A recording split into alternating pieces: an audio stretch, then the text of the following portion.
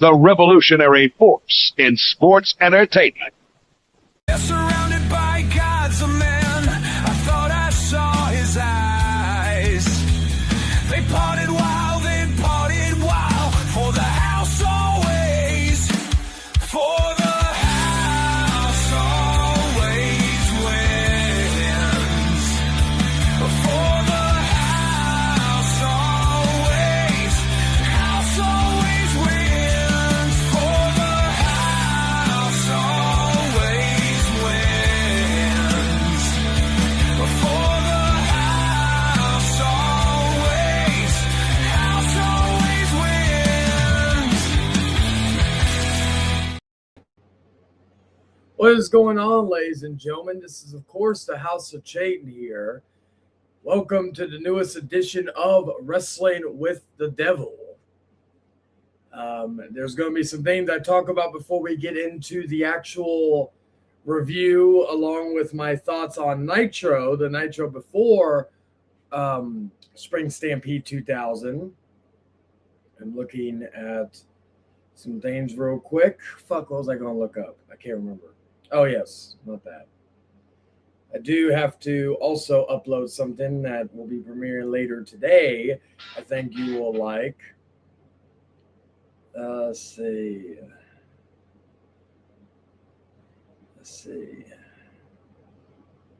Yeah, so we are back after a week absence because I worked a 16-hour shift the night prior and I was just exhausted. So I wanted to just take some time just to recoup and relax and all that good stuff. And, I don't mind putting the show on hold if other things are more important, which my sanity is one of them. Give me a second. I'm just give me 1 second.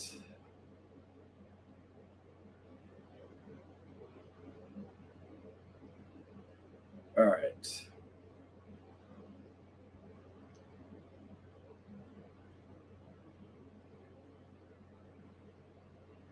All right, here we go. All right, so regarding the future of this show, I have thought about different ways. I thought about, because of course, if you don't know, the Hangman Outcast will be returning in a few weeks, and it'll be on Mondays.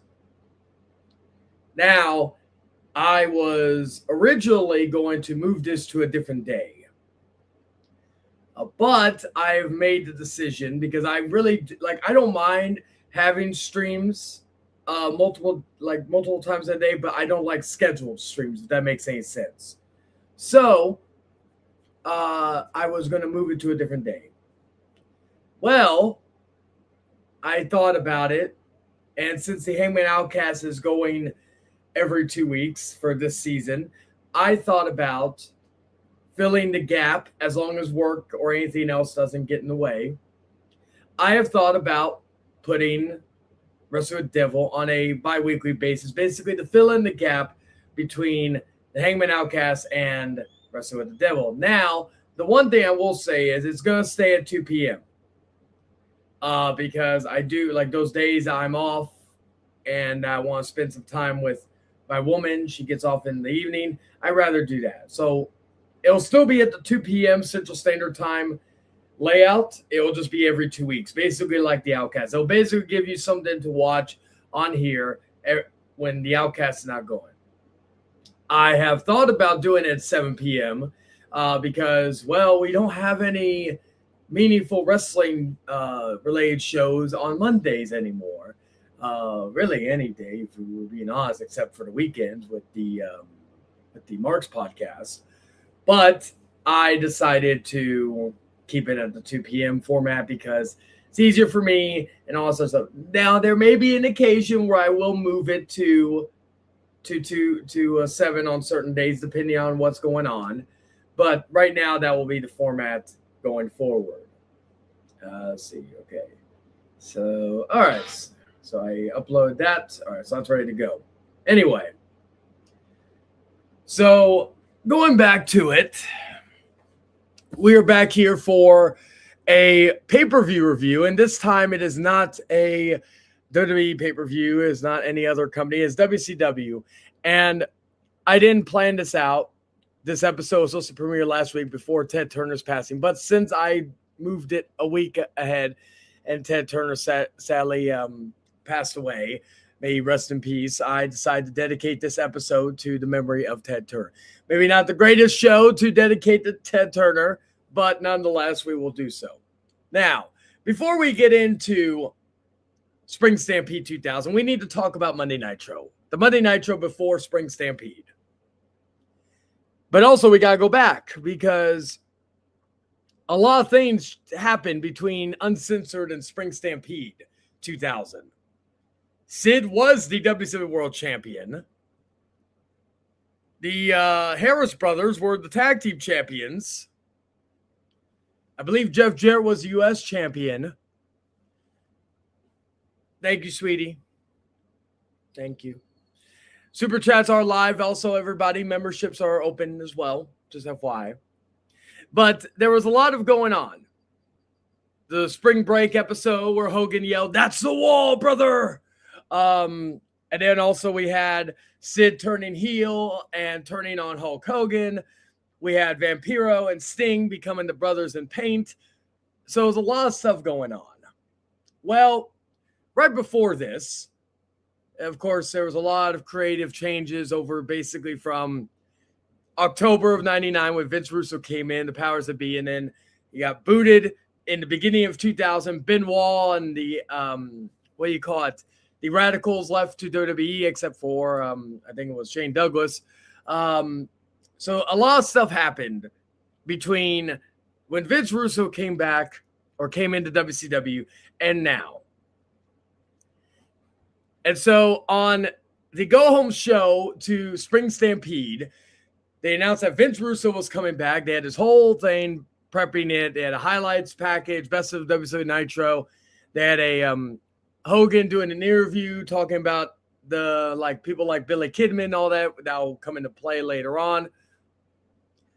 And so the new Nitro, they got rid of the WCW, basically the giant WCW logo, and which I didn't hate. I know some people hated that stage.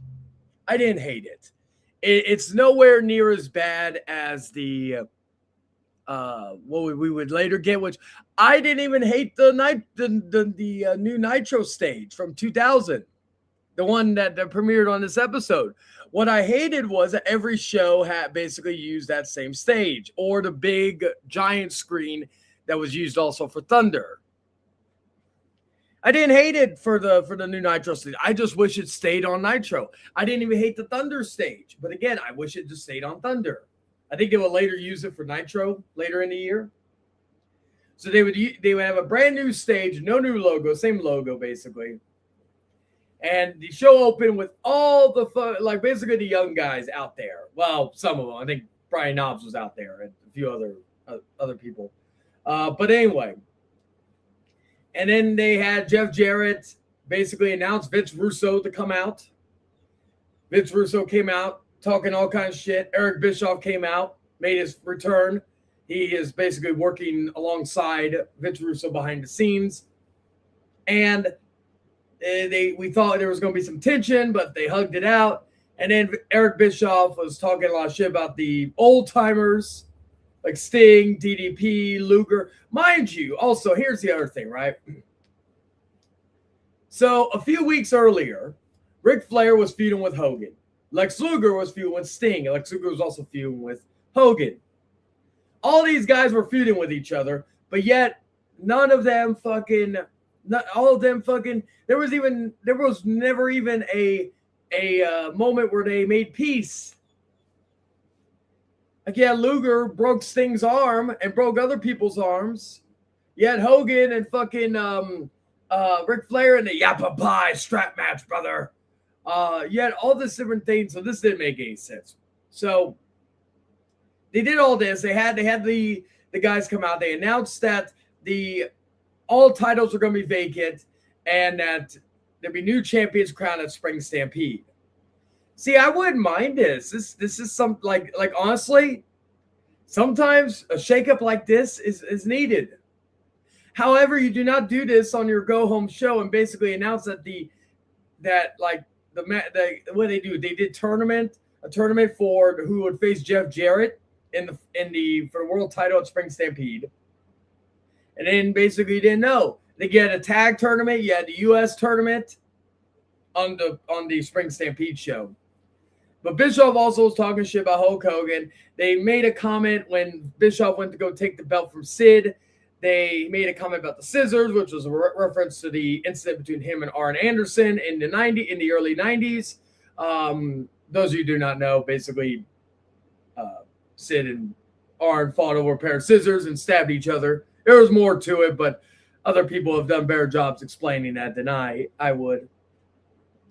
Anyway, so we had all that. We had that. He talked shit about Hogan. Of course, later on, Hogan confronted Eric. Eric said he didn't. Then, of course, Billy Kidman came out, brought up the interview Hogan did, and then they got into a fight. Bischoff turned on him. This is where also Hogan said, "I'm going to eat his ass," which, funny enough, they even replayed it in the opening of Spring Stampede. Kevin Nash, who was injured at the time, made an appearance and got attacked by the debuting Mike Awesome. May he rest in peace as well. I was a big, like, when I didn't get into ECW till later, but when I became familiar with it, I got really, like, I think it was his match against Masawa Tanaka at One Night Stand 05, and then watching a lot of his other matches. Even there were some WCW matches that were really good. So I'm not going to sit here and say that Awesome's WCW run was just a complete dud. It was mostly a dud, but anyway. I think the problem was they gave him a mic because he's like, this opportunity to sweep him. Like, it was just fucking asinine. You had that. You had Vampiro turning on Sting, which led to DDP winning the tournament to go challenge Jeff Jarrett for the WCW title. You had Jarrett fucking hit Kimberly, DDP's wife at the time, with a guitar. He al-kabonged him or her. And then what else? Oh, yeah, Shane Douglas returned, attacked Ric Flair. It was just a bunch of fucking shit happening on that fucking show. It was like, mind you, this all happened on one show. It wasn't even like the fucking, it wasn't like even like the fucking, like, what do you call it? It wasn't even like it was like a week, like weeks of stuff. This all happened in one night. In one night. Championship tournament made, multiple tournaments made, Mike Awesome debuting, Shane Douglas returning, just all this shit. It was just wild. It was interesting. Like, if you want to watch this episode, it is on the WCW Vault channel, along with Spring Stampede 2000. But yeah, this was just a wild and crazy show. The White Hummer returned from the 99, and then it was implied that Bischoff was the one driving it, because that was a whole storyline in the summer of 99 that never got resolution. It was fucking wild. But it all led to Spring Stampede 2000. Now, before I get to that, I am going to take a moment while I go grab me a drink, while I give you a little, what do you call it? A little ad.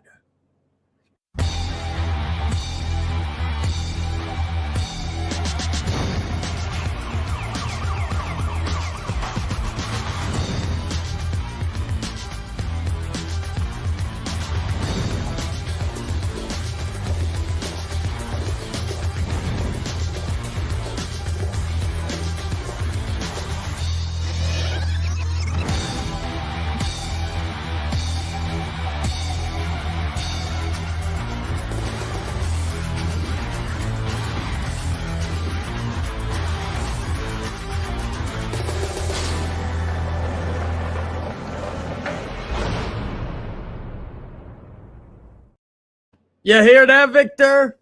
Anyway, so now we're getting to Spring Stampede 2000. And it took place on April 16, 2000 from the United Center in Chicago, Illinois. The attendance was 12,556. The buy rate was 115,000. And just to give a little bit of context, last year, and this was, of course, the last Spring Stampede that we had. Now, last year's Spring Stampede in 99 was on April 11th, 1999. It was at the Tacoma Dome in Tacoma, Washington. And they had an attendance of 17,690. And the buy rate was 255,000. So a very steep, and to me, the last great Spring Stampede pay-per-view, which was 99, or last great WCW pay-per-view as a whole. But also, let's look 1 month earlier. Let's look at Uncensored 2000. Now, see, this was wild. So it was on March 19, 2000 at the American Airlines Center in Miami, Florida. The attendance for this show, now take in consideration, 12,556 was for Spring Stampede 2000. For Uncensored, 5,000 people and a buy rate of 60,000. So while you could say it's a steep from last year, it's definitely better than the year before, or at least in the 7,000 advance, and what was it? About a 60,000, almost 60,000 boost from last year. But anyway, so yeah, so that was the thing. The what do you call it? The taglines was "Stomp of Approval" and "The New Blood in the Millionaires Club" in a savage shootout for gold.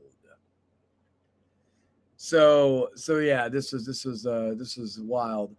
Yeah, so Spring Stampede was the fifth final Spring Stampede pay-per-view event. And Spring Stampede will be the final wrestling pay-per-view to be held at this venue until Forbidden Door in 2022. The event was notable due to the creation of a new WCW after Eric Bischoff and Vince Russo rebooted the company by vacating all championships and refreshing the WCW roster. Many tournaments occurred during the event for the vacated championships. The main event was the tournament final for the vacated WCW championship with between DDP and Jeff Jarrett. So yeah.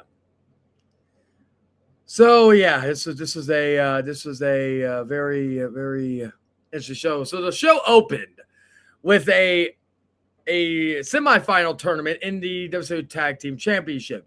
We had Ric Flair dressed in street clothes and the Toll Package, Lex Luger with Miss Elizabeth, defeating the Harris Brothers and the Mamalukes. Originally, it was going to be the Mamalukes, which is Big Vito and Johnny the Bull with Disco Inferno.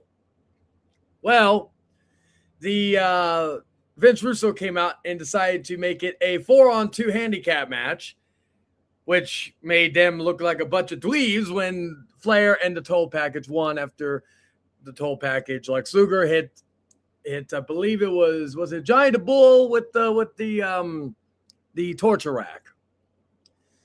Then we had, so that match was about 6 minutes and 11 seconds. Almost all these matches, none of them except for the main event went like to 10 minutes. They were under 10 minutes. The main event was 15 minutes and 2 seconds. So, yeah.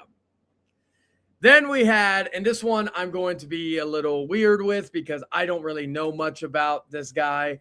I've only heard about him from this show. I think they actually ran this exact match back at Starrcade, for Christ's sake, later that year. And that is Man Cow, some radio jockey, with Al Rooker Jr., Turd the Bartender, and Freak, versus Jimmy Hart. This match lasted about 2 minutes and 48 seconds. Now, I want to also remind everybody, the show opened, outside of the intro, it opened with Eric Bischoff freaking out that Hogan was out of the hospital after the Hummer incident. So Eric Bischoff was freaking out, of course. What do you call it? I'm trying to think of his name. Billy Kidman was telling me, take it easy. Well, again, this match was 2 minutes and 48 seconds. It was it was 2 minutes longer than it should have been. This match was ass. Mancow defeated Jimmy Hart. One of the worst matches I've ever seen. Billy Kimmett came out the end to beat up Jimmy Hart some more because, of course, he's Hulk Hogan's friend. Or at least he, I don't know if they ever mended fences. Well, did they? I can't remember. Did Jimmy Hart used to come in Hogan when he went back to the red and yellow in 99? Because, of course, Jimmy Hart turned on him in 95 when he joined the Dungeon of Doom with the Giant and all that. So I don't know. But anyway, next match was Scott Steiner versus The Wall, which is a United States Championship Tournament quarterfinal. Scott Steiner defeated The Wall by disqualification. It was not a, what do you call it? This was also not, a lot of these matches weren't really that good. Just FYI on that. It was just, what do you call it? Trying to see real quick. All right, here we go. Give me 1 second. All right.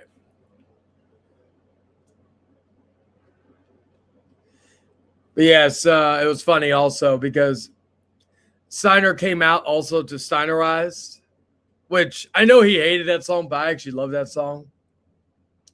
But yeah, Wall sets up a table. Steiner blocks a choke slam through the table by digging both thumbs into the eyes of the Wall. Steiner sets the referee up in front of the Wall. A blind Wall grabs the referee and around the throat chokes him through a table. So actually, you know what? The ending of the match was kind of creative, but otherwise the match wasn't that good. So yeah. Next up, we had the Mike Awesome's WCW debut, his pay-per-view debut, in-ring debut. He fought the Cat. Oh, wait. I mean Bam Bam Bigelow. No, wait. I mean the Cat. The fuck? So what happened was, earlier in the night, Mike Awesome attacked Bam Bam Bigelow when he was doing an interview. And then Bam Bam Bigelow confronted the Cat and attacked him so he could get his spot. So that's what happened. Mike Awesome is first out, and Bam Bam Bigelow is behind. The bell rings, and I guess now it's Awesome and Bigelow. But this is what I want from my Hoss battles, because this is a match I like to see. Awesome tosses Bigelow aside, nails him with a dive over the top rope. Awesome throws Bigelow over the rail into the crowd and hits another dive into Bigelow over the rails. A short brawl to the ring. Awesome hits a tightrope diving lariat for a 2 count. Bam Bam reverses a belly to back suplex for a 2 and then hits a diving headbutt on Awesome. Cat is now in the ring. Sidekicks Bigelow out of the ring. So it's Awesome and Cat again. The Cat cuts a promo, dance around, which is stupid. Awesome nails Cat with a huge lariat and hits a beautiful frog splash for a 3 count on the Cat. This match was overbooked. It was an overbooked snooze fest. But it had its positives. Bigelow and Awesome were decent. Now we had another tournament match. We had Harlem Heat 2000, which is, of course, Stevie Ray and Big T, which is the former Oddman Johnson. They will be facing the franchise, Shane Douglas. Prepare to be franchised. And Buff Bagwell. Buff is the only one out of the 4 to get any kind of crowd reaction, which is not surprising. And even though he's a heel, mind you. There was a big brawl to start the match. Bagwell hits Stevie Ray with a swinging net breaker before being hit by a spine buster by Big T. And a leg drop from Stevie. Buff hits a Vader bomb on Big T for a 2. Douglas hammers both members of Harlem Heat 2000. Cash beats up Bagwell on the outside as Big T and Stevie hit Douglas with a double boot in the ring. Douglas goes for a Pittsburgh plunge on Stevie Ray, but turns it into a vertical suplex for the 3 count. Another nothing match from this show. it didn't really need to take place. Just, yeah. Anyway. Also, I want to add the announced team now is, of course, Mark Madden, Tony Schiavone, and Scott Hudson. I will say I was a fan of Scott Hudson. He was probably the only thing that got me through a lot of the WCW shit through this period. Anyway, next up is what do you call it? Is the United States Championship tournament match between Booker, of course, because he lost the right to use the letter T. He fought the man called Sting. Now Booker T is someone who is kind of with the new blood, but not with the new blood. It's kind of very, very back and forth here. So just FYI on that. But let's see. Sting gets a good pop from the crowd. The commentary throughout the night have been calling things as shoot and work, and they really just don't understand this. Booker's all over Sting at the beginning of this one. Sting goes on the offense and sends Booker outside. He whips Booker into the hard cam. Sting is dropped face first on the commentary table. Back in the ring, Booker hits Sting with a standing back elbow for a 2 count. The crowd is really into this match, even cheering during rest holds. Booker hits a knee and a right hand to the back of Sting's head for a 2 count. He drops his stalling knee for another near fall. Sting powers out of a chin lock, but gets nailed with an axe kick for a 2 count. Booker T hits a flapjack and then the spin of Rudy for a huge pop from the commentators and the crowd. Sting ducks a Harlem sidekick. Hits a DDT for a 2 count. Sting with a Stinger splash goes for a second, but Booker ducks it with a Harlem sidekick. Sting hits a crossbody for a 2 count. Sting with the Scorpion Death Drop for the 3 count and the win. This match was at 6 minutes and 34 seconds. I forgot to mention the previous match was 2 minutes and 41 seconds, and then the Mike Awesome match was 4 minutes, and the Wall versus Steiner was 3 minutes 53 seconds. And yeah. Anyway, this was the match of the night. This was a good match. It was not as good as it could have been, especially with the time frame, but you know what? It was still a fun match. Sting and Booker shook hands at the end. And now we have Vampiro facing off against Billy Kidman in another United States Championship tournament. The fans pop big for Vampiro, and Kidman gets a good reaction as well. Kidman tries to go after Vampiro, but Vamp quickly gets the upper hand. Vamp hits a diving lariat for a 2 count. Vampiro hits a beautiful tossing powerbomb to Kidman. He goes for a second powerbomb. Does he know who he's fighting? You don't ever powerbomb the kid. You never powerbomb Kidman. And Kidman reverses into a face buster. I told you. Kidman hits a springboard leg drop for a 2 count. Kidman hits a side slam for a 2 count. Vampiro. This is a great back and forth match. Like, to be fair, it's like these 2 matches are probably the standouts of the entire show.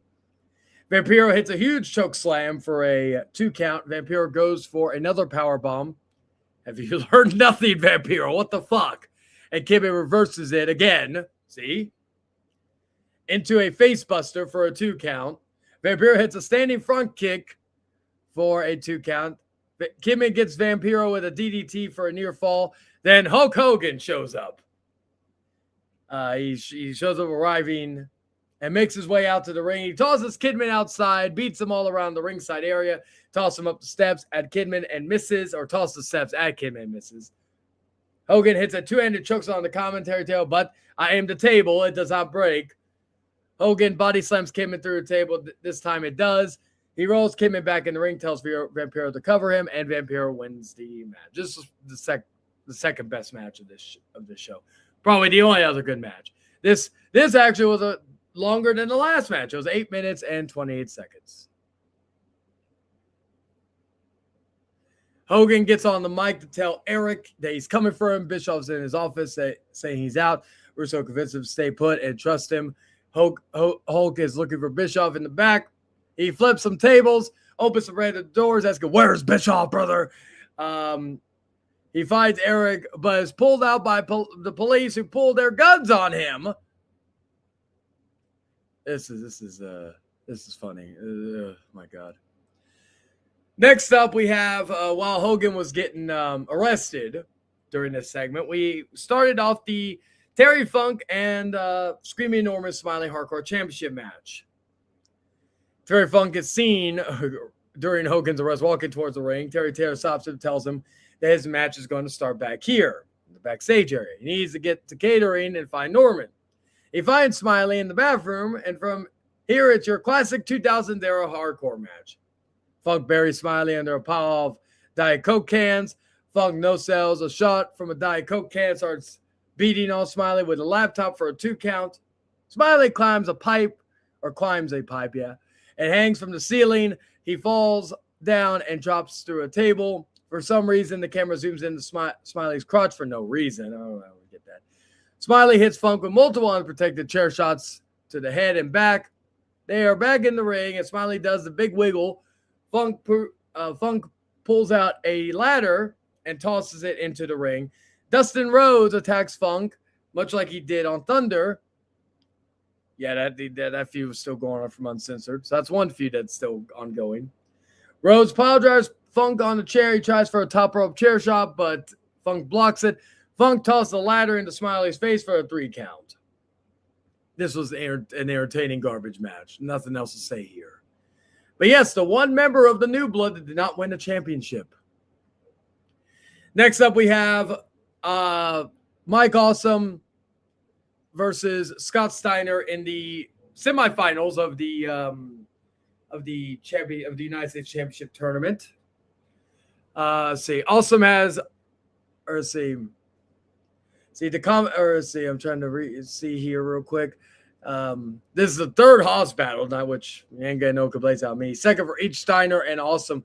Steiner gets Awesome with a wrestling style takedown, elbows, and a crossface.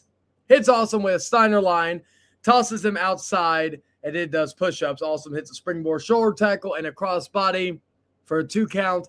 Awesome hits a diving lariat for a 2 count. Steiner hits Awesome with a low blow, belly to belly, and beats him down in the corner. Awesome hits a springboard top rope back elbow for a 2 count, and then drops the leg for another 2 count. The crowd is on their feet, but we can't see why. Kevin Nash comes out and nails Awesome with his crutch. Steiner locks on Steiner recliner, and Awesome submits in 3 minutes and 14 seconds. And then Mark Madden said, we have a new US champion, even though there's still another semifinal match in the final. But yeah, this was, they put on a good match for the short time they had. So I can't argue here. Next up, we have Vampiro versus Sting in the semifinals to the US Championship tournament. Sting sprints to the ring and gets nailed immediately with a flying kick by Vampiro. Sting does his no-sell Hulk up early, and 2 fight outside of the ring. Sting does a top rope splash on the Vamp for a 2 count, and then they go back outside. Stinger splash against the guardrail, but Vampiro rolls out of the way. Vampiro with a standing sidekick to Sting. Vampiro hits a shoulder block and a leg drop for a 2 count. Vampiro hits a back suplex on Sting for a 2 count, and then a vertical suplex for another 2 count. Vampiro goes for a missile drop kick. Sting almost catches him with a power bomb, but doesn't quite catch that part right. Yeah, that was a botch. Sting hits Scorpion Death Drop, locks Vampiro into Scorpion Deathlock for the win. This was also decent, but it was a victim of not having enough time. 5 minutes, 59 seconds for this match. And now we have the 6-way match for the Cruiserweight Championship. We have Shannon Moore versus Lash LaRue, Crowbar, Juventud Guerrera, Hard Knocks, Chris Candido, the artist, formerly known as Prince Iaukea. So, so 3 count. Of course, Shannon Moore is part of 3 count. Comes out to cut a promo, but they are cut off by the artist, Crowbar, Lash, Juvi, and I forgot Juventud Guerrera if I didn't say already. And Candido rushed the ring. Crowbar, Northern Lights suplex to Candido for a 2 count. too much action to call. I'm just going to be honest here. But Lash hits a big clothesline on Crowbar for a 2 count. He then hits a whiplash on Crowbar for another 2 count. Hoovy in and hits Lash with the Hoovy driver. Hoovy hits the arse with a wheelbarrow. Bulldog, Daphne in the ring, up on the turnbuckle and accidentally hits Crowbar with a Frankensteiner, just like on Thunder. There are a lot of outside flying dives. Artist ducks a flying headbutt from Candido, makes his way to the top rope. Tammy Lee Lynn Snitch, that bitch, that cunt, aka Sunny, makes her WCW debut, pushes the arse off the top rope. Candido covers and gets the win. This was your typical cruiserweight multi-man match. It was good, but that was about it. Paisley and Tammy catfight in the ring and all that good stuff. So yeah, I don't really care to talk about fucking. I don't care really. By the way, Dragon, I don't really care about talking about Sunny. So there he is. So moving on. Next up, we have the finals of the Tag Team Championship Tournament. We have Buff the Stuff Bagwell in the franchise. Shane Douglas versus Team Package, Ric Flair, and of course Lex Luger. See, the crowd seem worn out by this point. I don't blame them. Which is almost 2 hours and 11 minutes into the card. Yeah, which is funny because these matches are short. Lex and Buff start the match, and whose roid arms are bigger stare down. I would still say Lex wins that one. In a kind of funny moment, Lex actually mocks Buff's strut. Douglas gets on the offensive on Lex, but Lex powers back and Guerrero presses Douglas down to the outside. Flair goes on to the attack. Mind you, Flair's still wearing street clothes, by the way. We get a double team on Flair and Buff. And Buff is on the Nature Boy like white on rice. Russo on commentary makes me hate him even more. I didn't hate him, like, in the long term. You know, like, that's the one thing. I don't even know why, because I will be honest. This one, I needed to put notes in because there was a lot. Especially, you would think you wouldn't need to for short match, but wrestling match, I do feel like I need to put notes in. But it is what it is. Let's see. I think I was more so referring to Mark Madden. So we get a classic Flair flop because it wouldn't be a Flair match if we didn't get it. Douglas sets up Nature Boy for a 10 punch on the corner and shouts, "Fuck you, Flair," before hitting them. Luger's selling is still loud as hell, just like it was in 1995. But Buff goes for the blockbuster, accidentally hits Douglas, a repeat as Russo pulls the referee or the Daphne Crowbar spot from the last match. This actually allows Luger to get a 2 count as Russo pulls the referee out of the ring. Chronic, Brian Clark and Brian Adams, they're a knockoff APA, even though I did like their team, come out through the crowd and hit both Flair and Luger with double choke slams. Buff covers Luger. Russo loosely puts the referee's shirt on and counts the 3. This was awful. This is an overbooked piece of garbage match. Like, yeah. Next up, we have Sting versus Scott Steiner in the finals of the WCW Championship Tournament. I guess I'll give ratings for each match. The Flair or Team Package versus Harris Brothers, I'll give that, versus the Mamalukes and the Harris Brothers, I'll give that half a star. Mancow versus Jimmy Hart, 0. The Wall and Scott Steiner, 1 for I will give Steiner. He had a great finish. Awesome versus Bigelow and the Cat, I will give that 2.5. Shane Douglas and Buff Bagwell versus Harlem Heat, 2000, I will give that probably half a star. Sting versus Booker, I give that 3.5. Vampiro versus Kidman, I give that 3.5. Funk versus Smiley, I give that 2.5. Steiner versus Mike Awesome, I'll give that 2.5. And Sting versus Vampiro, 2.5 or 3.5 or 3. Candido in that 6-pack, I'll give that 2.5. And then the tag title final, I'll give that 1 out of 5. These are all like out of 5, by the way. Anyway, let's get back to the thing. The Man Called Sting versus Big Papa Pop is your hookup Scott Steiner for the U.S. title. Let's see. So after that, let's see. This is the, what you call it. Let's see. Sting starts off the action with a spear and a drop kick, which causes Steiner to roll outside. Sting, of course, hits a crossbody of the top rope to the outside. Sting hits a diving body splash before Steiner rallies back outside. A big pop-up drop Sting with a gorilla press slam, a stiff-looking Steiner line, and an elbow drop for a 2 count. Steiner hits a T-bone suplex and goes outside to jaw jack with the crowd and waste time. Sting bows back, hits Steiner with 2 clotheslines and a stinger splash. Sting goes for a second stinger splash, but we have another ref bump. As the referee gets caught between Sting and Steiner. Sting backs up for a third stinger splash. Vampiro comes up through the ring, pulls Sting underneath him. A few moments go by, and the lights go out. When they come back on, Vampiro brings a bleeding Sting back through the hole in the canvas, and Steiner locks Sting in the Steiner required for the win. Yeah. This match was okay too. But this back half is just so overbooked of this show. So anyway, so we're down to, and I'll give this 2 out of 5. Then we get the main event.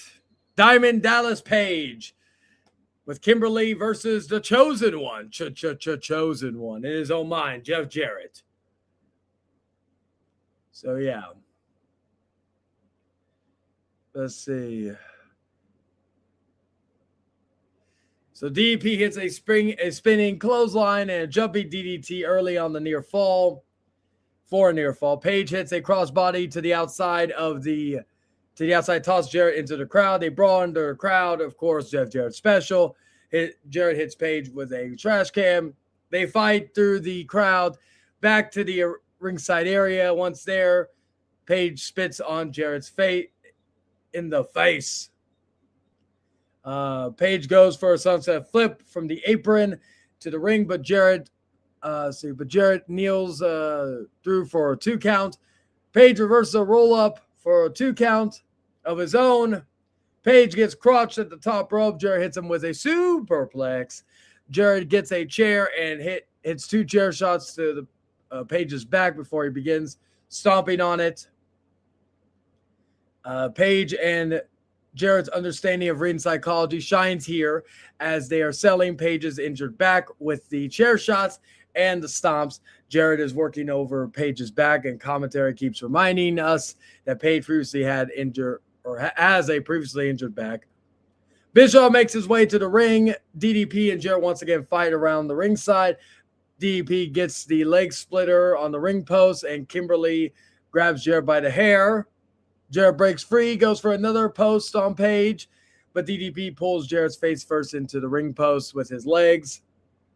Jarrett gets posted now, and the crowd pops huge for it. Jarrett blocks a diamond cutter, and the referee takes a bump. Jarrett nails Page with the belt, which gives him a 2 count. Bischoff comes close to the ring. Jarrett gets Page in the figure 4. Kimberly has Jarrett's guitar on the outside as Page tries a reverse figure 4. There are 3 near falls on Page as he lets his shoulders lay on the mat. Page eventually gets to the ropes. Page rolls up Jarrett for a 2 count and a second time, this time grabbing the tights for another 2 count. Page hits a T-bone suplex for a 2 count. Jarrett locks Page in a slipper hold, but Page fights out of it and locks Jarrett into one of his own. Bischoff distracts the referee, and Page hits the diamond cutter on Jeff Jarrett. Kimberly gets in the ring with a guitar, and you would think she's going to hit Jeff Jarrett, the man who just whacked her back on Nitro. But no, she hits her man. She hits Page with it. Jarrett hits the stroke, covers, it gets the 3 count, and wins the world title. Again, this is the longest match of the night. This was not a horrible match. I will probably give it 3 out of 5. So, yeah, after this, of course, we got the Jarrett or DDP winning the title from Jarrett. And then, of course, we had David Arquette. So, but yeah. This show was a complete and utter mess, but it did have some good matches, but it was hindered by the fact that they were too long or too short, excuse me. Reminded me of WrestleMania, actually. But is it the worst WWE pay-per-view of all time? No. Is it? I don't even think it's in the top 5, top 10 even. It was just too much. But I do miss this. I would rather take this over WrestleMania 42, even 41. So I will give it the same score as WrestleMania 42. Although I will say it's a higher 2.5 out of 5.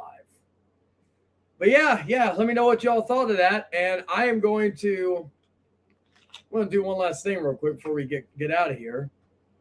We're about to hit the hour mark, and I do have to go take care of some stuff in a little bit.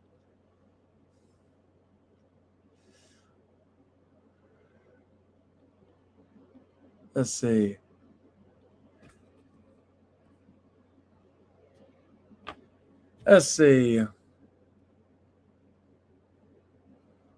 All right. We're gonna do a WCW pay-per-view ranking in honor of Ted Turner. Where is it? There we go. So we have the different tiers. So we're gonna go. Where are we going to start off with? Because we can do top to bottom. Let's go with in honor of Spring Stampede. Spring Stampede 2000. That really would go into. Let me move this up. Since I gave it 2.5, I'm going to put it right in the middle. I'm going to give it a C. Let's go with some other Spring Stampedes from that era. Let's see, where is it? Where's Spring Stampede 99? There he is. Even though it has the old WCW logo, but it is what it is. I will put Spring Stampede 99 in S tier. I think that's the last great WCW pay-per-view. And now we have Spring Stampede 98, which had a lot of different things going for it. But I'm going to put it in B tier.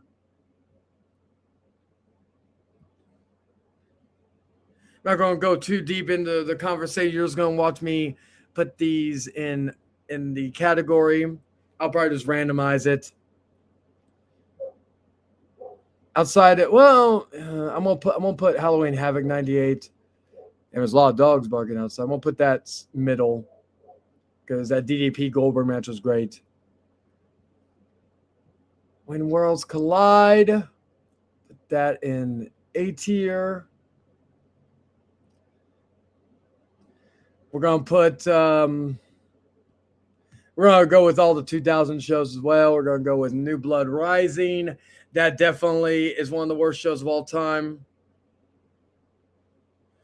Let's see. We're going to put Bash at the Beach, which I was originally going to be. That almost got the win. We'll put that right next to it. And then we're going to do Fall Brawl. They had a great Steiner and you know what? I'm going to be controversial. I'm going to put that at B. It has some good moments. Great American Bash 2000. I'll put that in T. I'll put it in C tier. It's probably gonna be a little controversial to some people. All right. Let me also get y'all the full screen view. That way y'all can see it better. All right. Slamboree 2000. Triple Stack Cage was interesting, but I will probably put that in D tier. Uncensored 2000. You know what? For the Yappa Pie, I'm going to put it in the middle. Sewer Brawl 2000. There wasn't really that goes in the worst category. Sold Out 2000. I like the Funk Nash match, and the Benoit Sid match was good. So I'm gonna put that. I'll put that in. I'll put that in. Put that in C tier. All right, let's see. Starcade 2000. I'm gonna put that in. I'm gonna put that in. I'll put that there. Mayhem 2000. I don't remember much of this show, so I'm gonna put it in D tier. Halloween Havoc 2000, just for sponsoring fucking,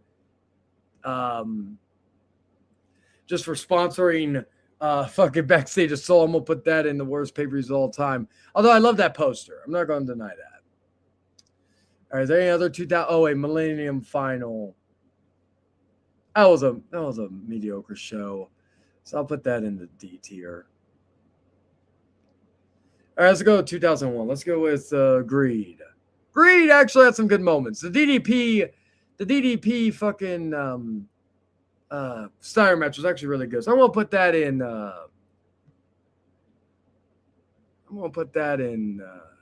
A tier.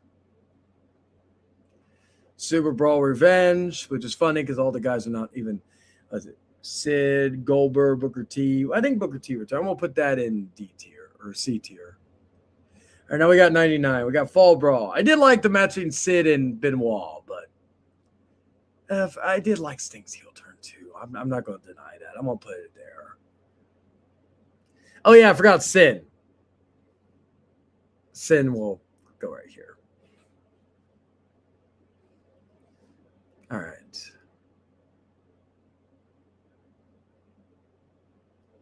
Let's see. Mayhem. I'll put Mayhem in the middle. Let's see. Starcade. For Bret Hart's injury, I'm putting Starcade one of the worst things. Uncensored 99. That goes here. Sewer Brawl, that one is forgettable. So for that, I'll put it in F. Sold Out was also forgettable.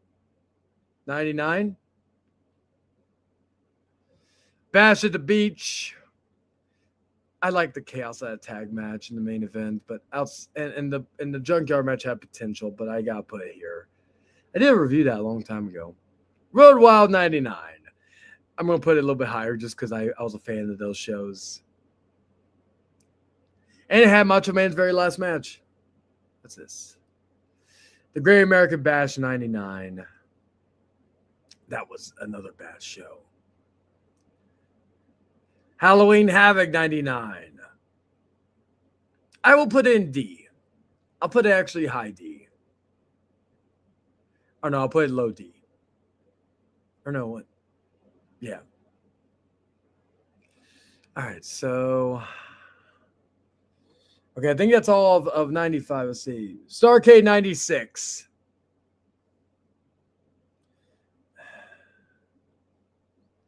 I will put that in middle of the road. Let's see. Starcade 98. I will put that in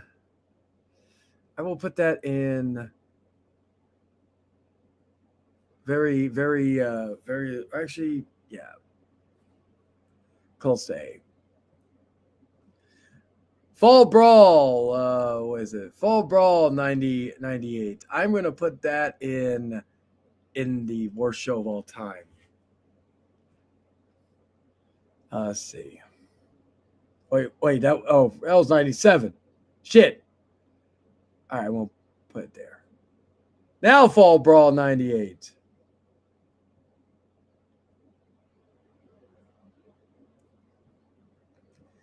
Road Wild 98.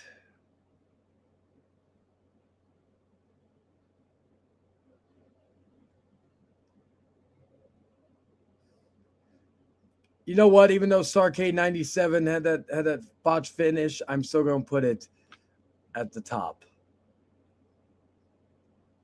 Well, not nearly the top, but yeah. Let's see. Slamboree 98 and Bash at the Beach 98. Where do those go? Slamboree, I'll probably put the F for forgettable. And Bash at the Beach, I will put there. All right, let's go a little bit. Let's go a little bit higher right now. So we got Starrcade, the very first Starrcade. Gonna put that at the A tier. Starrcade 84. We're gonna put that at B tier. Shit. Starrcade 88. We're gonna put that, we're gonna put that B. Starrcade 85, we're gonna put that there.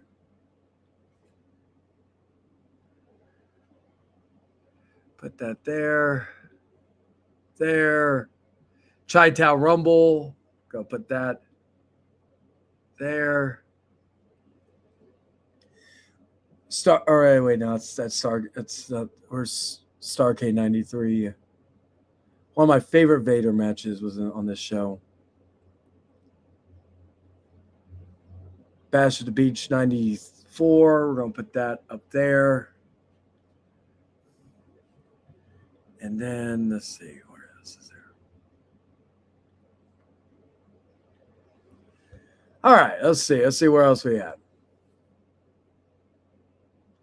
So it's 96. That was 95.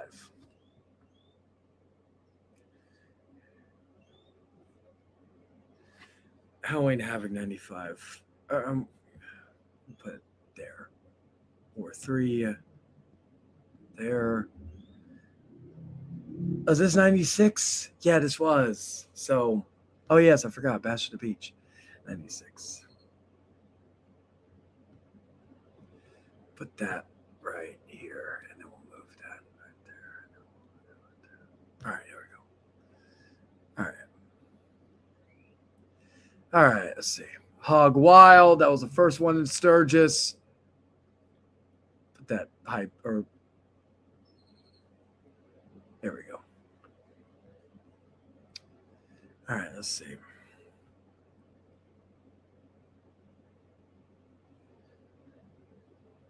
Great American Bash. Especially for that Benoit Sullivan match. I'm going to put it there. Let's see. Fall Brawl 96. This wasn't Age in the Cage, right? No. Where's Halloween Havoc 96? 97. Did I already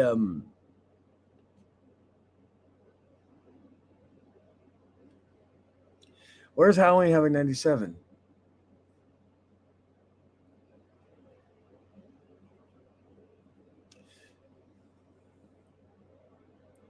There's 98. There's 95, I believe. Okay, well, we'll get back to that. Ah, yes. Put that one there. Put that one there.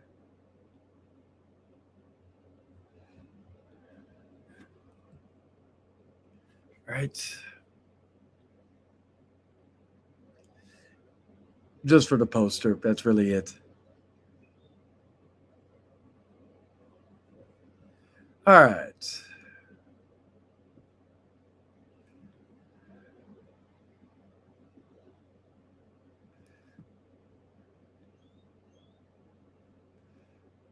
Right. Capital Combat. I'm just gonna put that for. I was a sucker for RoboCop. All right, Wrestle War. At the C tier.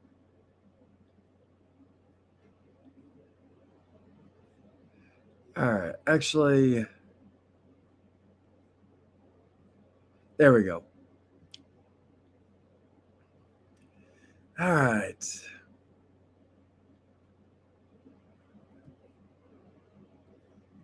Slamboree 93. All right, let's get Uncensored 98. That was forgettable, so we're going to put that in the F tier. Let's see.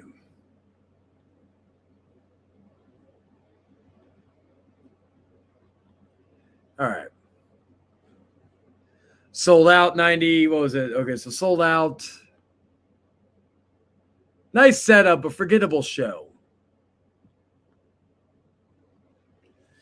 World War III. Just going to put these because a lot.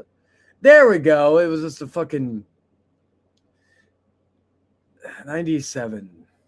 I'm going to put it just for the Eddie match, but I'm going to put that there. And then we had that one. Super Bowl 98 was good. So I'm going to put that in IB tier. All right.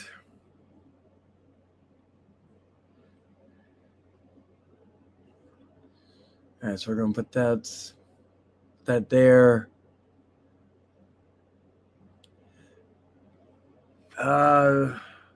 I'll be fine with putting that there.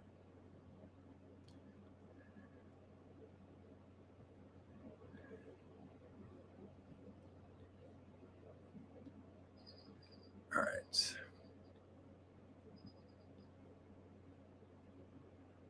World War III.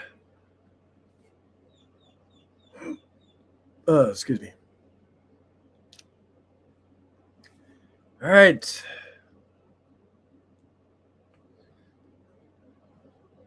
Oh, this was not it. So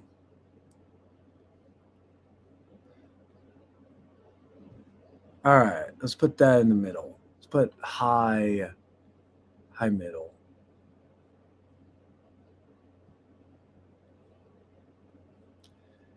$90. Let's see. So we got that one. Sting versus Vader. Always love their matches. So we're gonna put that there. The rematch there. I know it's going to get some hate, but just for those movies, those little short films they did, we'll put this at middle B. Actually, yeah. No. There we go. All right. Spring Stampede 94 was good. So I'm going to put that higher. I'll put A tier. A lot of these Hogan era events were fucking forgettable. Especially that one. Actually, no. It's 95, right? So yeah, that goes there.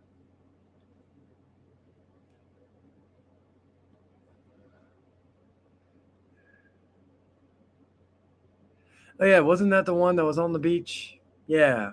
So I'll put that up there. And we're about done with this.